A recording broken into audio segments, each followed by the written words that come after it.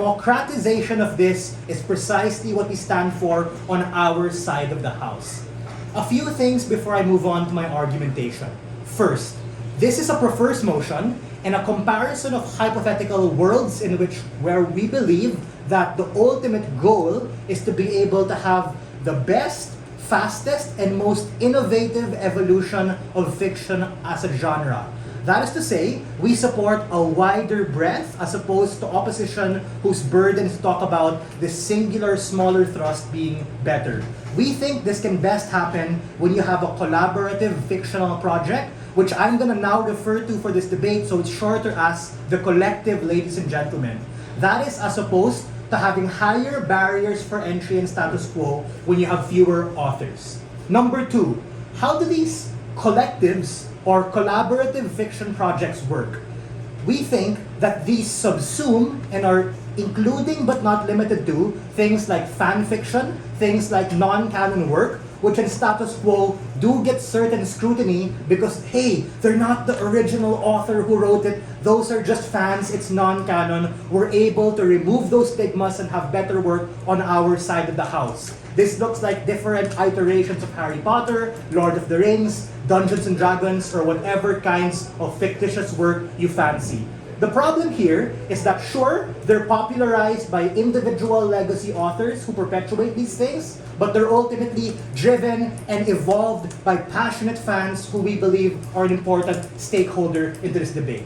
Here are a few features of this collective we think are very important. The first are lower and cheaper barriers to entry to be able to pool resources together, to be able to publish and distribute these particular books, ladies and gentlemen. Given in status quo, there are often certain barriers of disenfranchisement, whether that be politically or economically, that singular or smaller groups face, maybe from minorities, farther parts of the world, other parts of the world where certain ideologies are deemed controversial, certain ideologies like talking about gender are deemed as taboo, and we're able to uncover that veil and democratize and perpetuate these particular ideologies. Lastly, before I move on to my arguments is, what is the incentive structure here to be able to opt in? The incentive structure is quite simple.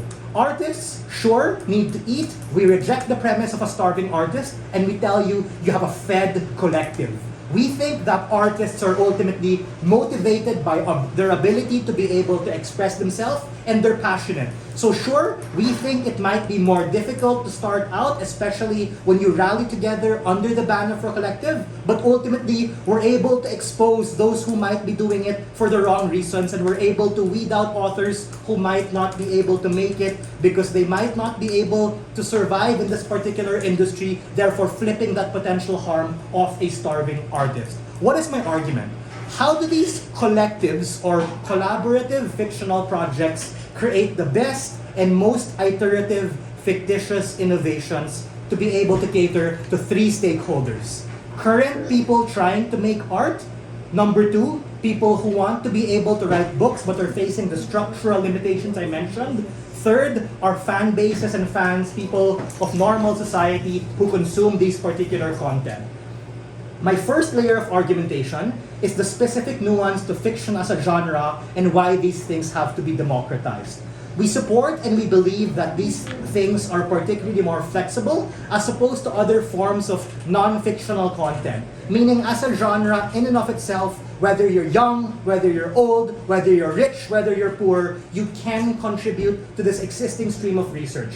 That is to say that people on their side of the world, in status quo, when you have a prevalence of singular or few artists or authors, face three particular harms. Number one, the ability to publish, which I mentioned earlier in my setup. Number two, intellectual property, ladies and gentlemen, which often is at the control of legacy authors. Meaning, even if I'm creative or innovative and I want to have this new rendition of Harry Potter or D&D or Lord of the Rings, that's significantly more difficult to do because of these particular things we face. We believe in open source, ladies and gentlemen, similar to open source code that ultimately is able to happen. And third and lastly is ultimately on the comparative, wherein we think that these particular legacy authors ultimately have the hierarchy to be able to say, oh, that's not canon, it's not part of the universe, or ultimately just fan fiction. But before I proceed, sure, POI.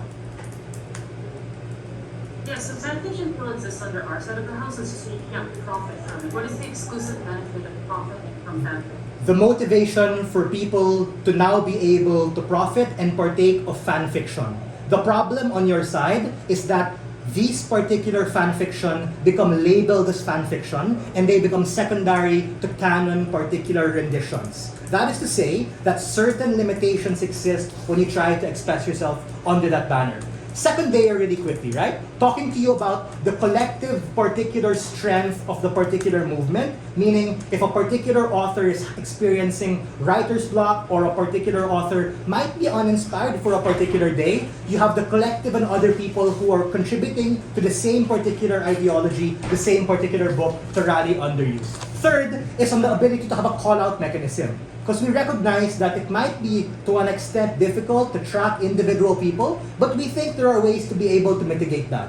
We think that under a collective, you can still have a degree of organization and a degree of role fulfillment, meaning, of course, you're going to have people in management who are in charge, prevent everything from imploding. You're going to have a voting mechanism to be able to see what ideas are going to be voted and whatnot. It's a democratic kind of process. What do we tell you from side government? We tell you ultimately that in order to have the most iterative and best innovations of art, you need more brains, more capacity, and more willingness to be able to fulfill that. And as a consequence, you have more inspired art and better content for people at large in order to challenge particular controversial ideologies that otherwise we would not be able to understand. They'd be under a veil of ignorance. For all these reasons, we're very proud to open this debate.